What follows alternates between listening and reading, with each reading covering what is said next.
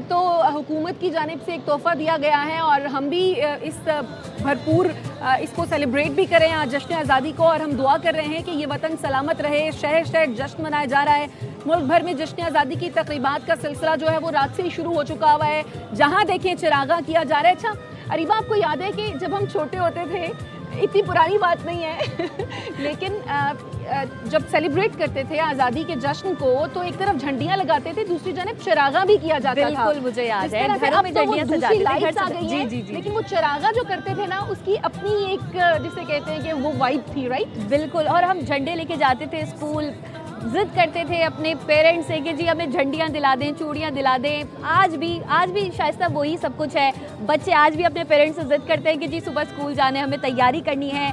बस ख्वाहिश यही है, दुआ यही है कि सलामत रहे ये वतन। और आज भी मुल्क भर में जश्न का समा है। हमारे नुमाइंदगान हमें आगाह कर रहे थे, मुल्क भर से हमारे नुमाइंदगान ने हमें आगाह किया कि किस तरह कराची में, लाहौर में, फैसलाबाद में, सखर में, सब जगह पर लोग जश्न आज़ादी को सेलिब्रेट कर रहे हैं। मनचलों ने सी व्यू का रुख कर लिया है तो कोई 5 स्टार चौरंगी पे भंगड़े डाल रहा है। जिंदा दिलाने लाहौर भी किसी से पीछे नहीं, और उनका जोश जज्बा भी बिल्कुल नीचे नहीं आ रहा था। बिल्कुल। और जो लोग लाहौर में रहते हैं, केनाल रोड की हम बात कर रहे थे, केनाल रोड को जो है वो बहुत खूबसूरत तरीके से जब भी कोई इवेंट होता है तो सजाया जाता है। और जिस तरह से आपने बात की कि कराची के शहरी हैं वो इस तरह से सेलिब्रेट करने के लिए समंदर का रुख करते हैं, और समंदर पे क्या ही मज़ेदार सा मौसम और मज़े की हवा, और ऐसे में जो है वो आप जश्न आज़ादी सेलिब्रेट कर रहे हैं। अगर हम अपने नाज़रीन को दिखाया भी हमने कि किस तरह से मुख्तलिफ शहरों में आतिशबाजी का मुजाहरा किया गया, आम शाहराएँ जो हैं वो कौमी रंगों में रंग गई। इस्लामाबाद की अगर बात की जाए तो इस्लामाबाद की तमाम जो इमारतें हैं और जो शाहराएँ हैं वो खूबसूरत रोशनियों में नहा गई। पंजाब की भी अगर बात करें तो वहाँ पर भी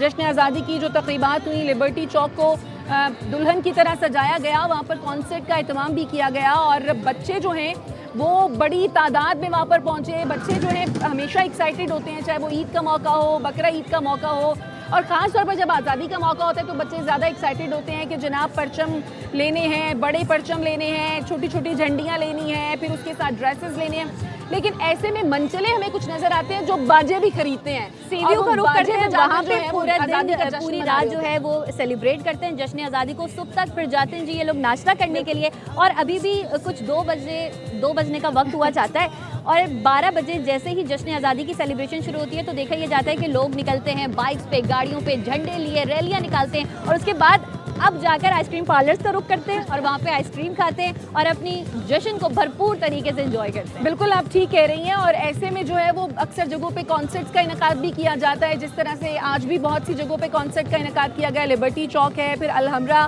फिर आज काउंसिल कराची में भी इसी तरह से जो है वो शानदार आतिशबाजी का मुजाहरा भी किया गया, जश्न आज़ादी को सेलिब्रेट भी किया गया। फिर वहाँ पर वज़ीर आला सिंध भी पहुँचे, जश्न आज़ादी का उन्होंने केक भी काटा। कराची के बाग इब्न कासिम की अगर बात की जाए तो वहाँ पर भी आज़ादी का जो जश्न है वो भरपूर तरीके से मनाया गया। पोलो ग्राउंड क्वेटा में जश्न आज़ादी की शानदार तकरीब का इनकाद किया गया। फिर वज़ीर आला बलूचिस्तान सरफराज बुगटी भी वहाँ पर पहुँचे, अच्छा, और खुशी का बिल्कुल समा है।